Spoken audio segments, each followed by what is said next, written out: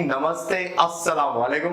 दोस्तों आज मैं हाजिर हूँ यार आपके सामने लेक्चर नंबर 7 लेके, और इसमें हम सीखेंगे यार हम इंटरफेस आईडी कैसे बनाते हैं। बड़ा इंपॉर्टेंट है बिकॉज कई लोग मुझसे कमेंट भी कर रहे हैं कि यार ये इंटरफेस आईडी क्या होती है, एक बार हमें जरा समझा दें आप। तो यार मैं आपको इस वीडियो में समझाने वाला हूँ कि इंटरफेस आईडी कैसे बनाई जाती है। और मैं आपको ये भी बता दूं कि बहुत सारी जगह पे आपको इसका पूरा प्रॉपर नहीं बताया जाता कि इंटरफेस आईडी कहाँ बनती है। वो जस्ट एक्सटेंडेड यूनिक आइडेंटिफायर बना के बता देते हैं आपको कि भैया ऐसा होता है, बट उसके बाद एक स्टेप और होता है जो वो लोग मिस कर देते हैं, राइट। तो मैं आपको प्रॉपर मेथड बताऊंगा कि भैया इंटरफेस आईडी कैसे बनती है। अब सवाल ये आता है कि इंटरफेस आईडी क्या होती है। तो यार आपको पता है कि आईपी वर्जन 6 के अंदर जो हमारा एड्रेस होता है वो होता है 128 बिट्स का।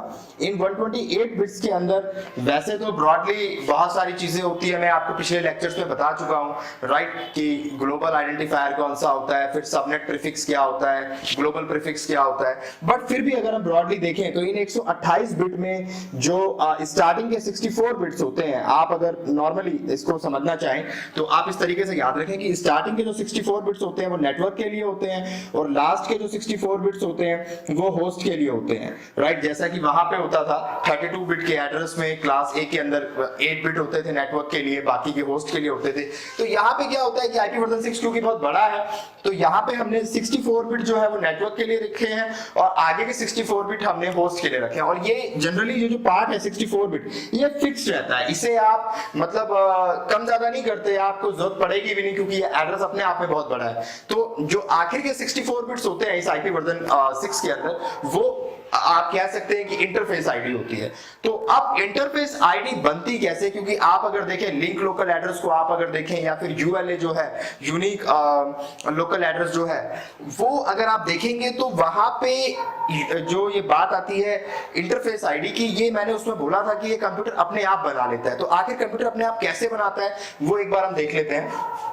The second half of the address, second half कौन सा है, ये वाला, this is first half, this is second half, right, IP version 6 के अंदर। तो the second half of the address is always used for interface ID, right। तो host ID कह लें आप या interface ID कह लें, एक ही बात है, यानी जो कंप्यूटर को दी जाती है, यानी जो कंप्यूटर के लिए है, राइट। तो नेटवर्क आईडी और होस्ट आईडी ये कॉन्सेप्ट आपको पता होगा, आई होप। अगर नहीं पता है तो आप मेरा आईपी एड्रेस का वीडियो देख लें, आईपी वर्जन 4 वाला, उसी से आपको कॉन्सेप्ट क्लियर हो जाएगा, राइट। नेटवर्क आईडी जो होता है वो एक पूरी, आप कहें कि पूरी जमात को, या आप ये कहें कि पूरे एक ग्रुप को डिफाइन करता है, राइट। जैसे कि मैं कहूं कि भैया मैं कंप्यूटर साइंस का बंदा हूं, राइट। तो कंप्यूटर साइंस एक ब्रांच है, उस ब्रांच के अंदर 100 बच्चे पढ़ते हैं कि 200 बच्चे पढ़ते हैं, दैट इज डिफरेंट थिंग। तो वो जो हर बच्चा होगा वो जो ब्रांच के अंदर, दैट इज होस्ट, और जो वो ब्रांच है computer science, that is network, right. तो नेटवर्क आईडी तो कुछ ऐसा ही होता है। तो यहाँ पे नेटवर्क आईडी जो है वो 64 बिट का है, और आगे का जो होस्ट आईडी है या इंटरफेस आईडी है वो 64 बिट्स का होता है।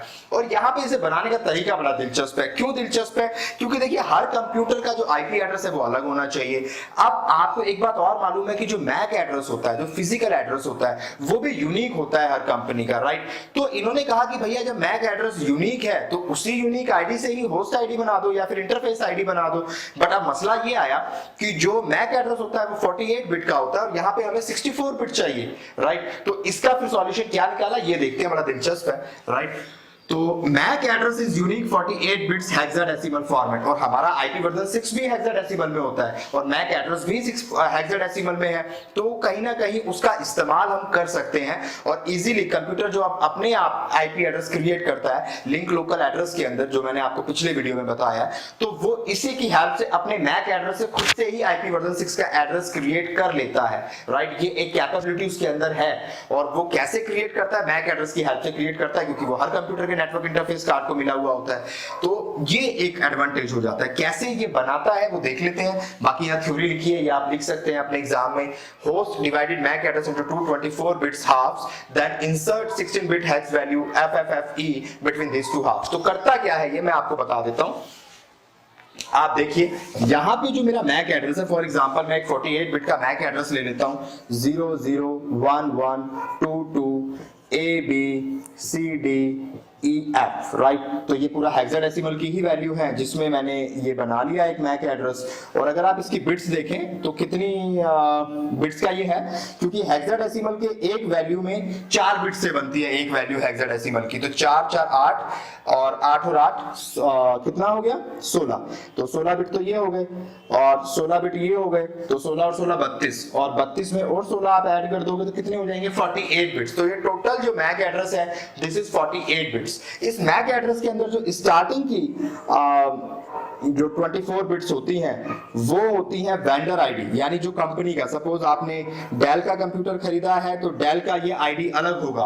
अगर आपने एचपी का कंप्यूटर खरीदा है तो एचपी के मैक एड्रेस में स्टार्टिंग की ये जो 6 वैल्यू हैं ये अलग होंगी, तो वो एचपी की अपनी स्पेसिफिक होंगी। तो वेंडर आईडी का मतलब है कि जो कंपनी ने वो लैपटॉप बनाया है या वो डिवाइस बनाया है उस कंपनी की आईडी होगी। तो स्टार्टिंग के 24 बिट्स कंपनी की आईडी के लिए होते हैं और आगे के जो 24 बिट्स हैं ये उस हार्डवेयर की आईडी होती है जो कि खुद भी यूनिक होती है। ये भी यूनिक होता है, ये भी, तो दोनों का कॉम्बिनेशन से एक यूनिक वैल्यू बन जाती है। अगर ये वैल्यू यूनिक नहीं है, क्योंकि हर कंपनी का अगर डेल का है तो ये वेंडर आईडी सेम होगी, बट ये वैल्यू कभी सेम नहीं होगी। डेल के हर लैपटॉप की ये वैल्यू अलग होगी, तो जिससे कि ओवरऑल वैल्यू जो होगी वो अलग हो जाएगी, राइट। तो ये जो वैल्यू है इसको आप कह सकते हैं this is unique host ID या फिर यूनिक डिवाइस आईडी, राइट। तो आपका जो भी डिवाइस है उसकी ये यूनिक आईडी होती है, या इसे आप हार्डवेयर आईडी या एनआईसी आईडी भी बोल सकते हैं, NIC ID, network interface card, तो उसकी आईडी ये होती है। तो ये टोटल एक मैक एड्रेस हो गया आपके पास 48 बिट्स का। अब हमारे पास ये 48 बिट्स है, बट हमें इंटरफेस आईडी बनाने के लिए 64 बिट्स चाहिए, यानी अभी कितनी बिट्स कम है हमारे पास 48 में 16 बिट्स कम है। तो भैया आप 16 बिट्स कहां से लेके आए? तो इन्होंने कहा यार एक काम करो, इस पूरे मैक एड्रेस के बीच में जो भी मैक एड्रेस है पूरी दुनिया में जिस भी डिवाइस का, उनके बीच में इस वैल्यू को ऐड कर दो। तो वो जब पूरी वैल्यू यूनिक है तो उसमें एक नया वैल्यू ऐड भी कर दो, तभी वो यूनिक ही रहेगा, राइट। तो इन्होंने क्या किया, इन्होंने कहा कि इस वैल्यू को इसके बीचों बीच ऐड कर दो, यानी ये 6 वैल्यू यहाँ पे है और ये 6 वैल्यू यहाँ पे है, इनके बीच में इसे घुसा दो। तो ये क्या हो जाएगा, आप सपोज करिए कि इसको मैंने बीच में से तोड़ दिया ऐसे करके किटकैट की तरह, और यहाँ पे चॉकलेट बहुत खाने लगा हूं आजकल मैं, इसीलिए किटकैट मुझे याद आ गई, माफ करिए। एफ एफ और उसके बाद एफ ई, और ये मैंने बीच में घुसा दिया, राइट। उसके बाद ये जो वैल्यू थी ये दोबारा यहाँ पे आ गई, this is A B then C D then E F, right. तो अब ओवरऑल जो ये बना हुआ आपको दिख रहा है ये कितने बिट का है, 1 2 3 4 5 6 7 8, और ये हर कोई वैल्यू जो है वो कितनी है, वो 8 बिट है। तो 8 इंटू 8 कितना होगा, 8 8 जा 64, 64 हो गया, परफेक्ट। तो ये कितना आ गया 64 बिट्स ये आ गई मेरे पास। तो टोटल मेरे पास 64 बिट वैल्यू बन गई है, राइट। बट भैया ये इंटरफेस आईडी नहीं है, ये क्या है, इस वैल्यू को, ये जो वैल्यू इंसर्ट करने के बाद जो बनेगा इसको बोलते हैं एक्सटेंडेड यूनिक आइडेंटिफायर, राइट। ये एक्सटेंडेड यूनिक आइडेंटिफायर है, अभी आईआईडी नहीं बना है, अभी तो सिर्फ एक्सटेंडेड यूनिक आइडेंटिफायर बना है। अगर आपको इसको आईआईडी बनाना है तो आपको क्या करना पड़ेगा, मैं इसे रब कर रहा हूं, तो अगर आप लिखना चाहते हैं तो वीडियो को पॉज करके लिख ले, मैं थोड़ा सा पीछे हो जाता हूं ताकि आप वीडियो को पॉज कर पाए, ठीक है। अच्छा, तो मैं इसको रब कर देता हूं यहाँ पे और आपको अब दिखाता हूं कि आईआईडी कैसे बनेगा एक्सटेंडेड यूनिक इंटरफेस से।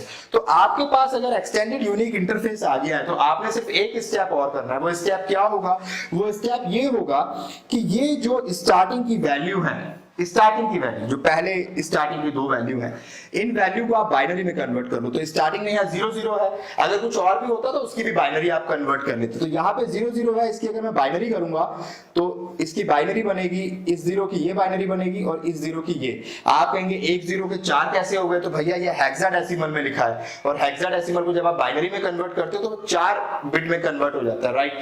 अगर आपको नहीं समझ आया तो आप एक बार मेरे वीडियो इससे पहले वाले देख लें, आपको समझ आ जाएगा, राइट। और जिनको आ गया है उनको मेरी तरफ से मुबारकबाद, यार आप बड़ी अच्छी पढ़ाई कर रहे हो, राइट। तो चलिए अच्छी बात है। तो अब ये जो मैंने बनाया है स्टार्टिंग की 2 बिट है, इन्हें आप बाइनरी में कन्वर्ट करें, और फिर 7वीं बिट 1 2 3 4 5 6 7, जो 7th बिट है most significant bit, 7th bit जो है इसको आप कन्वर्ट कर दें, कॉम्प्लीमेंट कर दें, राइट। आप इसको कॉम्प्लीमेंट कर दें, कॉम्प्लीमेंट करने का मतलब क्या है कि अगर ये 0 है तो आप इसको 1 कर दें, और अगर यहाँ पे 1 था तो आप उसको 0 कर दें। और कुछ तो हो नहीं सकता क्योंकि बाइनरी है, तो बाइनरी में 0 होगा या 1 होगा। तो अगर 0 है तो 1 कर दें, 1 है तो 0 कर दें। ऐसा करने से इसका आउटपुट क्या बनेगा? इसका आउटपुट बनेगा 0 0 0 0 0 0 1 0।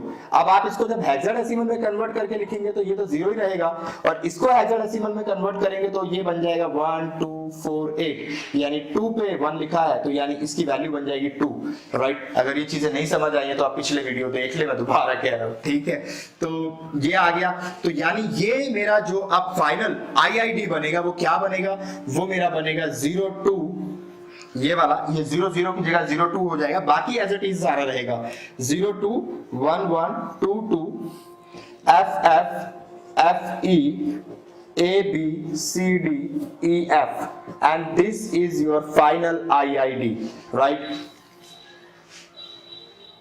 1 2 3 4 5 6 7 8, राइट।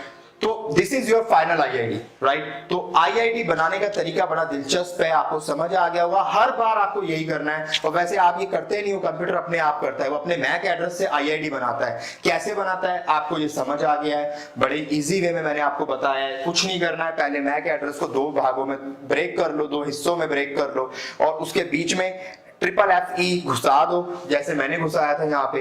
और उसके बाद जो स्टार्टिंग की 2 वैल्यू है इन्हें बाइनरी में कन्वर्ट करो, और जो 7वीं बिट है उस 7वीं बिट को कन्वर्ट कर दो। अगर 0 है तो 1 कर दो, 1 है तो 0 कर दो, और फिर जो भी उसका आउटपुट बनेगा कन्वर्ट करने के बाद ये वैल्यू आ गई, इसको दोबारा हेक्साडेसिमल में कन्वर्ट करो तो इसका तो 0 ही आएगा। इस वैल्यू का हेक्साडेसिमल होता है 2, राइट। तो अब इस 02 को आप यहाँ पे लिख दो, क्योंकि इस वैल्यू को कन्वर्ट करके ये 02 बन गई है, बाकी सब एज इट इज है।